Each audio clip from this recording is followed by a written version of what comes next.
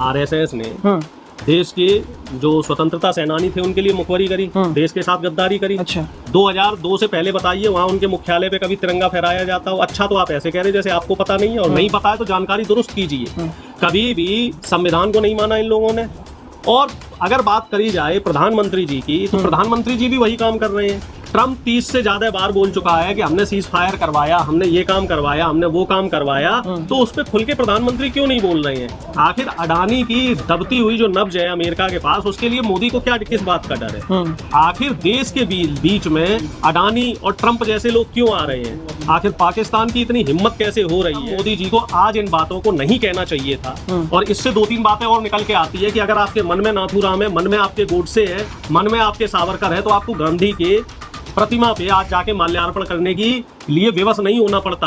आप मन में भी नाथूराम गोडसे और सावरकर है तो उसको भी बाहर निकाल के लाओ ना। जाते आज गोडसे की मूर्ति पे जाके फूल चढ़ाते, आज जाके सावरकर की मूर्ति पे फूल चढ़ाते। आखिर पूरी दुनिया भी तो देखती कि जो देश सेवा करने वाले लोग हैं वो कौन है और दिखावा करने वाले लोग कौन है। और प्रधानमंत्री को आज माफी मांगनी चाहिए पूरे देश से कि इनकी मिनिस्ट्री ऑफ पेट्रोलियम का जो ट्विटर का ऑफिशियल वेबसाइट है वहां पे एक माफी वीर का फोटो स्वतंत्रता सेनानियों के साथ लगाया गया है। इससे ज्यादा शर्मनाक आज के दिन में प्रधानमंत्री और बीजेपी द्वारा किया गया कृत्य, इससे ज्यादा शर्मनाक कृत्य नहीं हो सकता। रही बात युवाओं के कल्याण की, तो युवाओं का कल्याण प्रधानमंत्री कुछ इस तरीके से कर रहे हैं कि बेरोजगारी आए दिन बेतहाशा बढ़ती जा रही है, महंगाई आए दिन बेतहाशा बढ़ती जा रही है, किसानों की आत्महत्या की दर आए दिन बढ़ती जा रही है। और प्रधानमंत्री सिर्फ 15 अगस्त 26 जनवरी को आकर इस तरह की योजनाओं की घोषणा कर देते हैं, लेकिन उन योजनाओं का जो क्रियान्वयन है क्या वो वाकई हो पा रहा है? 2022 की एक डेट दी गई थी जिस डेट में किसानों की आय डबल होनी थी, हर गरीब व्यक्ति को मकान मिलने थे। आप मकान तो छोड़ दीजिए, दिल्ली का वो मंजर देखिए कि हजारों की संख्या में इस बरसात में लोगों को आपने बेघर कर दिया। कितने घर तोड़े गए, हजारों की संख्या में घर तोड़े गए और उनके पुनर्वसन की अब तक कोई योजना नहीं लगाई गई, जबकि हजारों की संख्या में दिल्ली में सरकारी फ्लैट खाली पड़े हैं। और ये उन्हीं लोगों के लिए खाली पड़े हैं जिन लोगों को बेघर किया गया। कांग्रेस के समय योजना लाई गई थी कि गरीब लोगों को आज सरकारी आवास दिए जाएंगे, जिसको आम आदमी पार्टी और बीजेपी ने ठंडे बस्ते में डाला। स्वागत है आप सभी का। प्रधानमंत्री मोदी जी लाल किले से जब संबोधन किया तो एक नाम ले गए आरएसएस, जो कि 100 सालों से देश की सेवा कर रही है। प्रधानमंत्री के मुंह से आरएसएस का निकलना, क्योंकि राहुल गांधी ने भी बोला है और तमाम लोगों ने बोला है कि ये प्रधानमंत्री आरएसएस के लिए ज्यादा काम करते हैं। अब सवाल ये उठता है कि ये जो बोल दिया है इसकी तह में कहाँ तक जाएगा, क्योंकि विपक्ष के कुछ नेताओं ने, जैसे अखिलेश हो, उन्होंने तो ये बोल दिया है कि क्या बोल रहे करके। तो डॉक्टर साहब स्वागत है पहले आपका। उसके बाद प्रधानमंत्री मोदी जी ने कह दिया आरएसएस 100 साल से देश की सेवा कर रही है। जी, सबसे पहले तो आपको और हमारे जो दर्शक है सबको स्वतंत्रता दिवस की बहुत बहुत शुभकामना। आज़ादी हमें ऐसे नहीं मिली, लाखों की संख्या में इस देश के जो नागरिक थे वो शहीद हुए हैं और उनकी शहादत के बाद हमें आज़ादी मिली। और अब बात आते हैं, आपके जो सवाल है इस पे आते हैं। जो आज प्रधानमंत्री जी ये कह रहे हैं कि आरएसएस ने देश की 100 साल तक सेवा करी है, 100 साल सेवा कर रही है, हाँ, और लगातार कर रही, तो उन सेवाओं का भी जिक्र अगर कर दिया जाता कि वो सेवाएं किस तरह की थी, उस सेवा में क्या ये भी शामिल था कि जो इनके वीर, कथा कथित वीर हैं, वो बुलबुल पे बैठ के देश का भ्रमण लगाते थे, तो क्या वो भी सेवा में आता है? वो वहाँ पे जो जेल था, काला पानी वाला जो जेल था, उस काला पानी जेल के अंदर वहां पे जो स्वतंत्रता सेनानी थे उनको आपस में लड़ाने का काम करते थे, तो क्या वो भी इस सेवा के अंदर आता है? वहां से जो इन्होंने 9 बार 10 बार लिखित माफीनामे भेजे, तो वो भी देश सेवा में आते हैं। जो अंग्रेजों से आजीवन पेंशन लेते रहे, तो वो भी देश सेवा में आया। जो अंग्रेजों के लिए मुखबरी करी स्वतंत्रता सेनानियों को पकड़वाने में, उनकी शहादत करवाने में, तो क्या वो भी देश सेवा में आया? जो देश का पहला आतंकवादी नाथूराम गोडसे, और सिर्फ उसे आतंकवादी ही नहीं कहेंगे, उसने उस हमारे देश की दिशा और दशा को विपरीत दिशा में ले जाने की पूरी कोशिश की, क्योंकि जो देश के राष्ट्रपति हैं बापू, उनकी हत्या की उस व्यक्ति ने। और इस बात को मैं नहीं कह रहा हूँ, इस बात को बीजेपी की सीनियर लीडर उमा भारती कह रही है। और उसको आदर्श मानने वाले प्रधानमंत्री, उसको आदर्श मानने वाली पूरी आरएसएस और बीजेपी, तो इनका देश सेवा में क्या योगदान रहा है? कम से कम मोदी जी को आज इन बातों को नहीं कहना चाहिए था। और इससे 2-3 बातें और निकल के आती है कि अगर आपके मन में नाथूराम है, मन में आपके गोडसे है, मन में आपके सावरकर है, तो आपको गांधी के प्रतिमा पे आज जाके माल्यार्पण करने की लिए विवश नहीं होना पड़ता।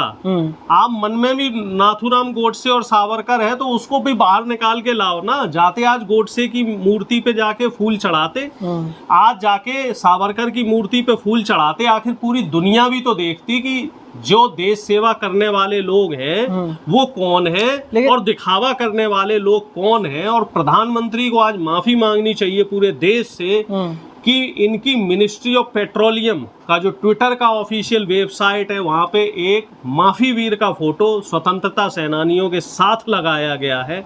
इससे ज्यादा शर्मनाक आज के दिन में प्रधानमंत्री और बीजेपी द्वारा किया गया कृत्य, इससे ज्यादा शर्मनाक कृत्य नहीं हो सकता। प्रधानमंत्री मोदी जी आरएसएस से निकले हुए हैं और अमित शाह हो चाहे वाजपेयी जी हो, तमाम तो ये लोग प्रेरित हैं उनसे और काम कर रहे हैं और आज देश की सत्ता में है। कर रहे हैं। हाँ, आरएसएस ने अगर ये बुरे होते तो देश की जनता इन्हें क्यों चुनती? आरएसएस ने देश के जो स्वतंत्रता सेनानी थे उनके लिए मुखबरी करी, देश के साथ गद्दारी करी। अच्छा, 2002 से पहले बताइए वहाँ उनके मुख्यालय पे कभी तिरंगा फहराया जाता हो? अच्छा, तो आप ऐसे कह रहे जैसे आपको पता नहीं है, और नहीं पता है तो जानकारी दुरुस्त कीजिए। कभी भी संविधान को नहीं माना इन लोगों ने। और अगर बात करी जाए प्रधानमंत्री जी की, तो प्रधानमंत्री जी भी वही काम कर रहे हैं। ट्रम्प 30 से ज्यादा बार बोल चुका है कि हमने सीज फायर करवाया, हमने ये काम करवाया, हमने वो काम करवाया, तो उस पर खुल के प्रधानमंत्री क्यों नहीं बोल रहे हैं? आखिर अडानी की दबती हुई जो नब्ज है अमेरिका के पास, उसके लिए मोदी को क्या किस बात का डर है?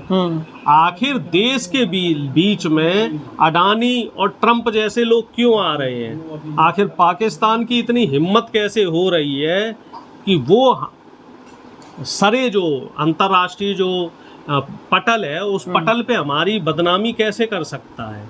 पाकिस्तान जैसा देश, उसको कहाँ इतनी मतलब उसके अंदर कैसे साहस आ रहा है?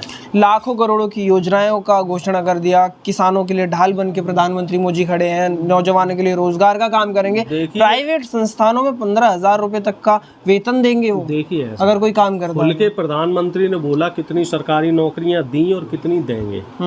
खुल के प्रधानमंत्री ने बोला कि किसानों को एमएसपी दी या उनका जो फसल बीमा है उसका मुआवजा दिया या आगे देंगे। खुल के बात होनी चाहिए। प्रधानमंत्री देश के हैं, अगर देश के प्रधानमंत्री हैं तो देशवासियों को खुल के जवाब देना चाहिए। मन की बात ना होगे, जन की बात होनी चाहिए।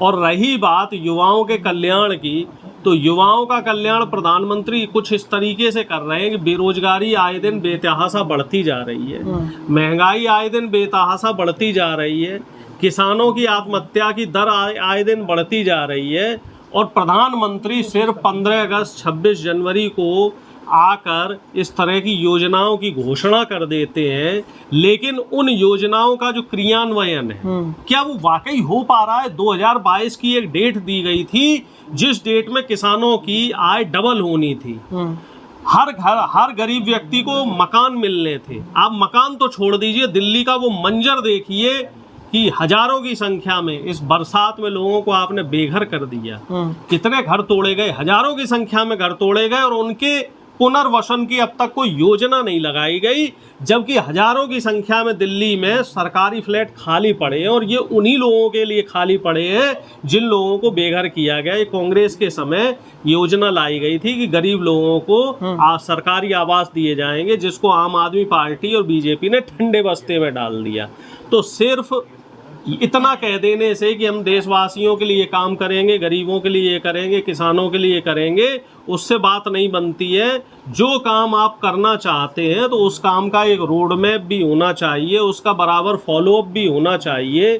युवाओं के रोजगार की आप बात तो करते हैं, युवाओं को 15,000 की सैलरी देंगे, लेकिन क्या प्रधानमंत्री पिछले 11 सालों में जो सरकारी पद खाली हैं, जिसमें लाखों करोड़ों की संख्या में दलितों के जो पद आरक्षित पद खाली हैं, अति पिछड़ों के आरक्षित पद खाली हैं, क्या प्रधानमंत्री उन पदों के भरने की सुनिश्चित कर पाए?